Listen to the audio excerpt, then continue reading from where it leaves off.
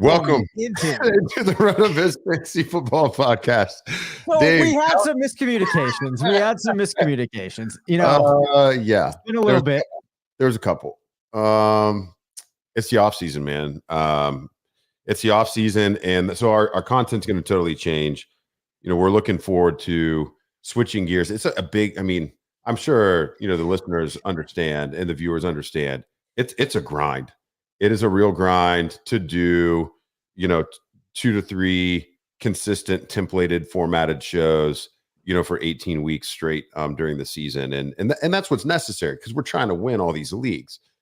But Dave and I really enjoy spending time together in the off season. We can get into some different topics. It's not just the redraft. It's not just the start sit. It's not just the projections. We can get into some dynasty. We can get into some player takes. We can do some team building and some strategy stuff. We can get guests on from other sites. And this is, we want to provide value all around the calendar year, but it really energizes me to be able to switch up some of the topics as the calendar turns over. And I mean, we're watching playoff football too with different type of skin in the game. So this is a great time of year to be on the RotoViz radio airwaves. And today, Dave, we're going to switch it up a little bit. This is going to be a little bit more free form. Maybe we'll get some suggestions from some of the viewers and the YouTube audience as well. It's going to be a little interactive, but we want to talk Dynasty New Year's resolutions.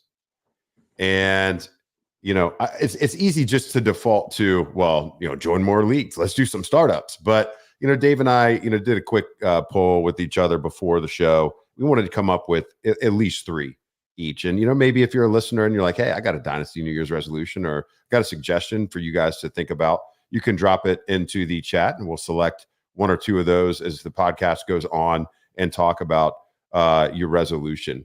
And Dave, I should mention at the top of the podcast here, this podcast is made possible by FFPC. MyFFPC.com is a home of Dave and I's high stakes Dynasty product, RotoViz Triflex Dynasty. It's the best Dynasty format in the league, has taken the industry by storm over the past couple of years.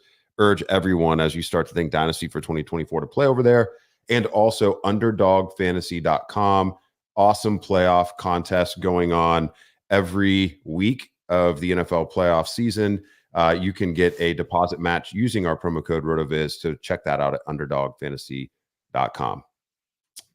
All right, Dave. You want to go first? Or want me to go first? Why don't you go first? I think that would be good. I'm still setting up a couple of things here as far as graphics go. So no problem, man. We already got some good comments coming in from some viewers here too. So I like it. Yeah, drop them in. We'll go as long as we need to get through the comments. That'll be fun. All right, my first one, Dave. I'm throwing it up here on the screen for the viewers, for the listening audience. Quit one league. That is resolution number 1. And no, that is not because I like Dynasty less. I want to play even more Dynasty than ever. And I'm not sure that I'll actually quit one league, but it just looks better as a headline. The spirit behind this resolution is make sure you're having fun and that every league that you're in has engagement. So you need to look critically at the leagues that you're in, whether you're playing in 1 league or 20. If you're going to put the time, I mean, Dynasty is a grind, man. And you pay attention to those teams 52 weeks out of the year to have a chance, probably in most leagues, a 33% chance at some type of payout and maybe only a 8% chance or something at a big payout. If you're going to put all the time and effort in, I mean, it should at least be fun because you're not going to get paid every year. No matter how good of a player you are, you're not going to get paid in every league every year. So I am going to go and look at my portfolio. I was in 15 leagues this past year. I'm just going to make sure that all those leagues are a good fit for me. That's the positive spin on this one, but it just looks better to quit one league on the screen, Dave. So what is your reaction to my first resolution? No, I think that makes a lot of sense. One thing that I have noticed, and I'm not in nearly as many leagues as you, but I've been in, just a handful for a very long time now. And there are some that, for a couple of reasons, largely just that the format of them, is very old and kind of different than the ones that I'm more energized about playing in now. And I find myself just being less active in those I think that other managers in those leagues have become a little less active. And I think some of it is just because, maybe every once in a while you need something that feels a little bit new to freshen it up. And, I think some of those leagues have taken up a lot of my time, even if I'm not as active in them as I once was. So I'd kind of like to re-energize myself a little bit, try to change things up and see if I can, maybe drop some of those leagues and replace them with ones more akin to leagues like the RotoViz Triflex leagues, which, offer some new challenges and a slightly different, a game than we would have been playing in these other leagues that, maybe you've been in 10, 12 years. Yeah, I think I would really urge everyone to just make sure you're having fun. And one way to have fun. So to hang on your Triflex comment there.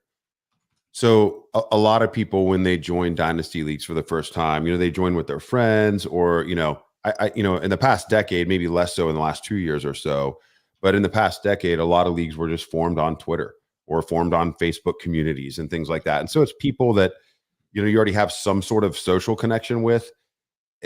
It gets really fun once you're playing with people that you don't know how they think. It adds the variability into the league, the group think, and everyone chasing the same ADP and the same the same content providers analysis when they're doing their startups. All that's kind of out of the window. And that's why I really like the public higher stakes Dynasty leagues. If you can find a way to enter, a $77 Dynasty league or a $250 Dynasty league with a bunch of strangers and put your strategies to the test, that is when it gets really fun. So if you look at your portfolio and if you find a league that I just don't know if this one's for me anymore, check out our RotoViz leagues when you join one, which is a natural segue, Dave, into my second Dynasty New Year's resolution. Join one league. Yeah. So, at least one league. And there's multiple reasons for this. One of the reasons is I like to just play against as much competition as I possibly can. I enjoy the Dynasty startup process. Being in Dynasty startups gets me so pumped to create Dynasty content for all of our subscribers, and it just makes me feel close to the game.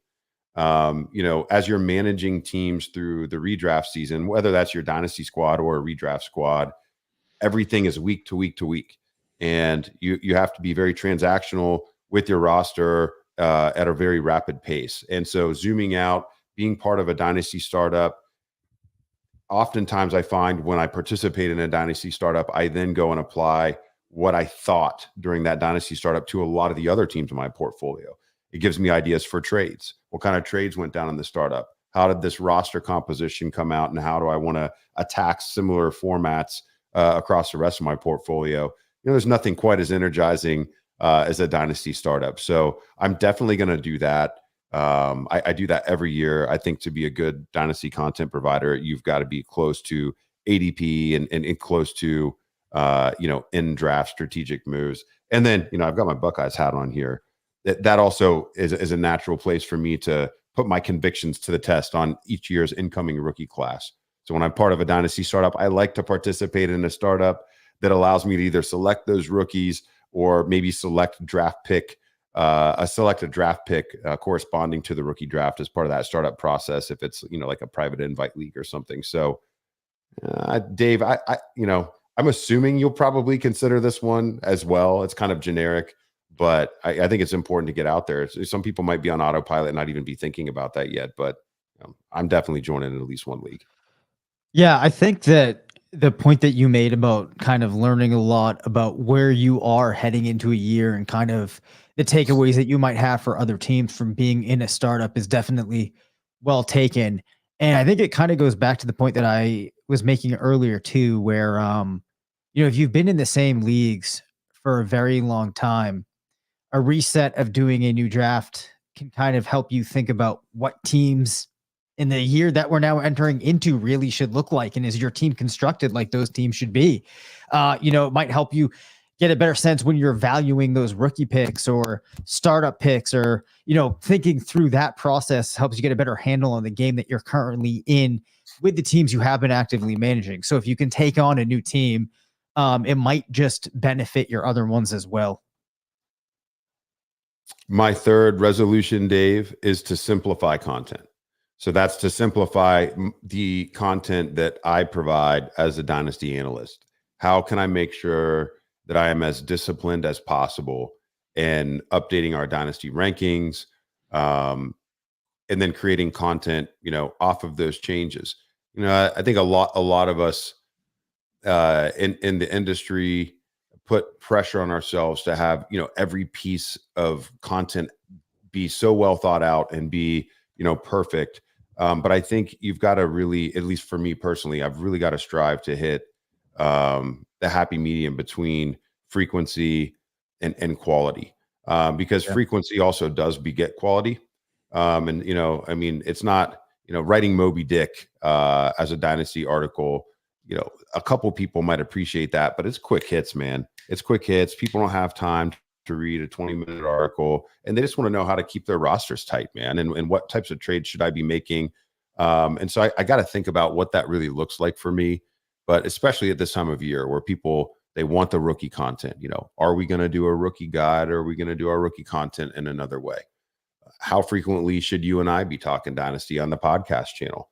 What type of article and what type of frequency should that occur in the off season? Those are all things that are on my mind, this time of year, but I do want to simplify. I know that. Dave, let's talk about some of your resolutions here. I've got your first one here. I really like this one. I think a lot of people that are listening on the podcast or in the YouTube audience, this is pretty good. This is like evergreen, man.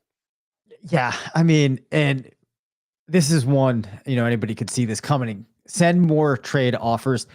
This is something I really have to do. Now, the excuse that I could give myself was that the time that I have to dedicate to things like that, I am generally putting into working on a tool or something for the site. That said, it's not that hard to look at my team, take a quick gander at what type of areas I could have for improvement, and just send off a couple of offers. At the very least, make it known to other managers in the league, that I am exploring the possibilities and I'm somebody that maybe they can get a deal done with. It's very easy to stagnate in some of these leagues, and almost view the trading process as like kind of like a nuisance. Like you're getting bugged with the trades and whatnot, but at the same time, that's the whole reason that you started. So I'm going to try to reinvigorate myself there into getting excited about some of that. And I think it's probably one of those things that is a snowball effect. You get that one nice trade that you're excited about, and then you start, thinking through more and more. So it's kind of getting that ball rolling. Yeah, absolutely, man. I was just playing Uno with my boys before I picked my daughter up for gymnastics tonight. And, I've got a 12-year-old and a 6-year-old. And, sometimes, you're just drawing more from the pile, your hands growing, you get no action. I got all these red cards and it's green in the discard pile. And I can't do anything. And then all of a sudden that one green card gets down there and it's a waterfall. And all the moves keep coming and it works. And then you end up and everything comes up flush. I think Dynasty trading is kind of like that. Sometimes your roster is just stuck and it's stagnant, and just the one little variable changes somewhere else in your league or on your own roster, and then it all just starts to fall into place. You're like Zach Galifianakis in The Hangover, and all the numbers are falling and everything is just perfect. I love that, man. Send more trade offers is always great. I find, as I think about, maybe applying this to my own approach, there are probably 90% of my leagues, or 90% of my trades probably happen in 50% of the leagues that I'm in.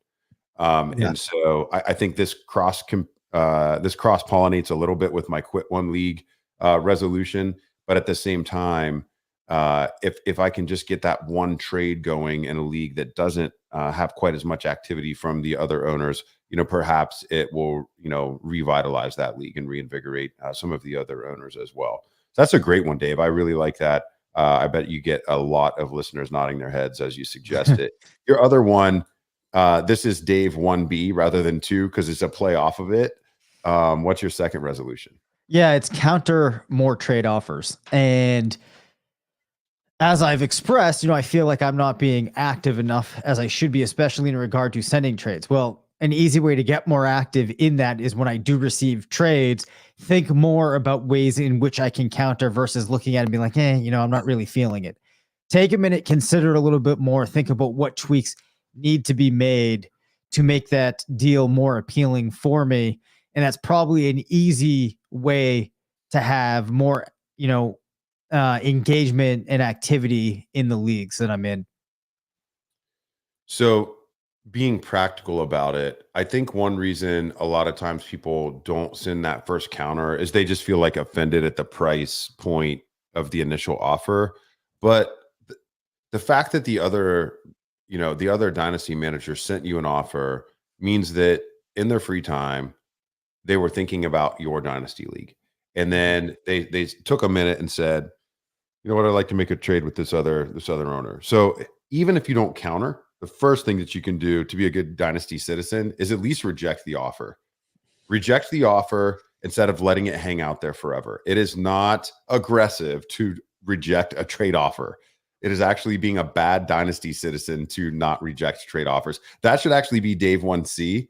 Reject more trade offers. Reject more trade offers. Because that's engagement, right? You're responding to a request. If you don't respond to the request, people don't know. Did they see my offer? Was my offer just bad? Does this person even care about the league? So if you at least do that and just say, thanks for the offer, not what I'm looking for, or, hey, not looking to trade a wide receiver. Let me know if you want a running back, just something, they were already engaged. They already wanted the deal. I mean, there's ways to play off of that. Now, when you are sending counters, two things that will help you get more deals closed. So the first thing you can do is look at the players that were offered to you. And if you don't like what you'd be giving up for those players, but you have some sort of interest in the players that were offered to you, keep those same players in the counter and just offer something different for them. Conversely, if they ask you to trade for CD Lamb, don't counter and try to send them, Marquez Valdez-Scantling. Okay. Yeah. They want to buy an elite wide receiver. So if you have another elite wide receiver, you could counter by not offering CD Lamb. You could offer somebody different, another elite wide receiver, or offer them CD at the price you'd be willing to give up CD. I mean, I see too many counters fail, and I get annoyed at too many counters sent back to me that are so far from the original deal that it's like, no, this isn't really why I engage with you in the first place. People make their intentions known when they send that initial offer. So if you want to be a good citizen, reject some offers, and then not just counter more trade offers, but counter trade offers in a way that matches the intent of the original. I think that is really a way that can make it comfortable for people to send those counters. All right. So Dave, you've got a third one here. I really like this one. Maybe we can incorporate this into our podcast content planning here. Sure. So my third one here is engage with the dynasty community outside of RotoViz. And I think this is really important for me, and, probably applies to some percentage, I would imagine, at least of, our listeners and subscribers. I have been now for longer than I can even remember, just firmly entrenched with so much of the content that I'm consuming coming from RotoViz, right? I spend so much time working on the tools, looking at the analysis that we have, talking with you, talking with Sean, talking with Blair, that it probably makes sense for me to kind of take a reset and get my head around where the rest of the dynasty community is in terms of strategy, in terms of players, in terms of where we're valuing positions. Because the reality is a lot of the people that I'm playing against in these leagues are taking in content from other sources. They're developing their own opinions. Some of those are probably opinions that I need to consider for the fact that maybe, there's some things out there on certain players, certain trends that I've missed, that we've missed, or just being aware of that will allow me to better navigate these trades and these decisions that I'm making, how I'm valuing my picks in the rookie drafts, which type of players am I going to be able to get at a price that, makes sense to me, where maybe those players are valued differently by the community at large. So, it's very easy to get in your little bubble, especially, when you've been heavily involved in one site for this long. So I think that's something that I need to do. I like that. If you're listening and you like that, drop us an email or drop us a comment. Let us know who you would like to stop by and share their whether it's their dynasty strategy, their dynasty player takes. We got to help Dave make good on this resolution. And so I'm gonna reach out. I'm gonna get some guests on here for the next month or two as we enter startup season. I'm already building a little bit of a list in my head, but I am curious to see, who our listeners and viewers would want to have on the show as well. I mean, we'll invite, anybody within reason. Dave, I'm just looking through some of the comments here.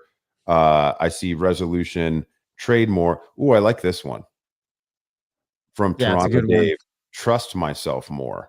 I think that's great too. Dynasty can be a game of convictions. If you're too transactional, some of the fun is out of it, and you don't have enough of a core player investment across your portfolio, and then it gets hard to keep track of, and you don't have kind of those 3 or 4 guys that are your signature guys that you're really pulling for.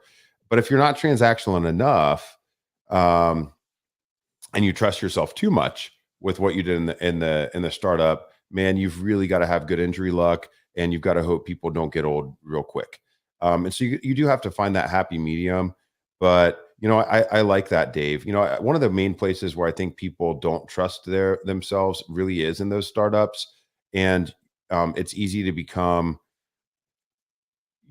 really kind of chained to ADP instead of following rankings or being okay with really playing loose within tiers. That's why we try to put players in tiers when we look at our dynasty valuation each offseason at RotoViz, because it might be pick 62 and it might be player number 80, but if this is the spot to take them and they're not going to be on the board a round and a half from now, I mean, you're building a dynasty team. You're going to be potentially stuck with this player or get to manage this player for years to come.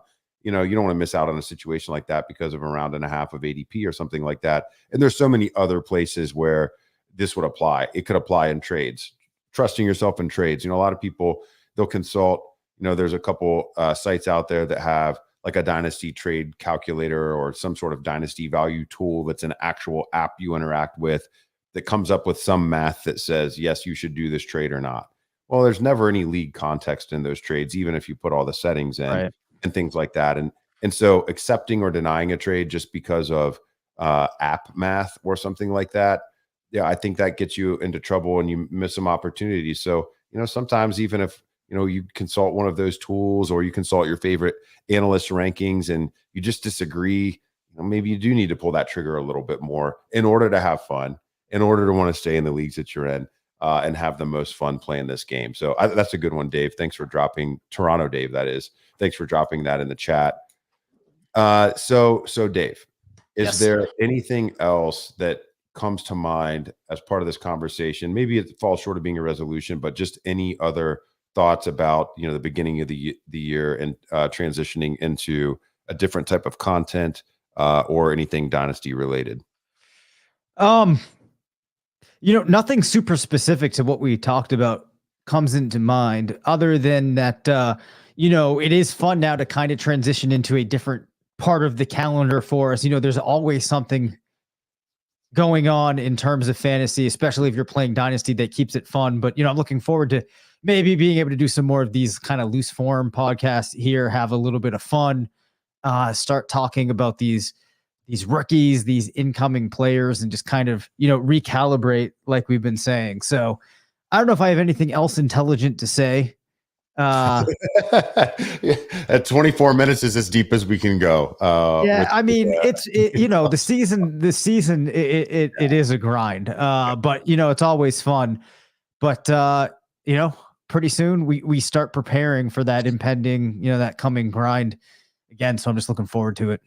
Yeah, I guess for me in closing, first I will say that the first RotoViz fantasy football podcast jointly managed dynasty team, Dave, did win a championship in its first year.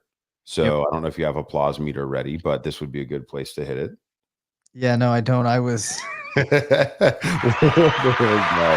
There we go.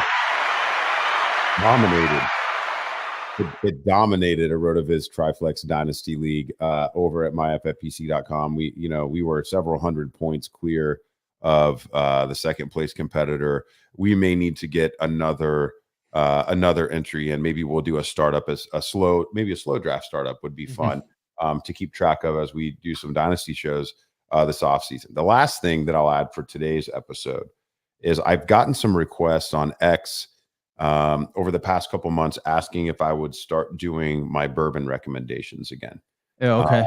I think people like that. Now, the problem that I'm going to have over the next 4 weeks or so is that I'm going dry for a month because I'm in a fitness competition and I'm not drinking during this. So I will get back to you guys with some bourbon recommendations, and I will substitute for a book recommendation each week, which is far more boring maybe for many of you than a bourbon recommendation. But I will try to make good on that because maybe the spirit of it is just getting a peek behind our personalities, Dave. So maybe think about something that you could share. Was that a intentional kind of like play on words there with spirit?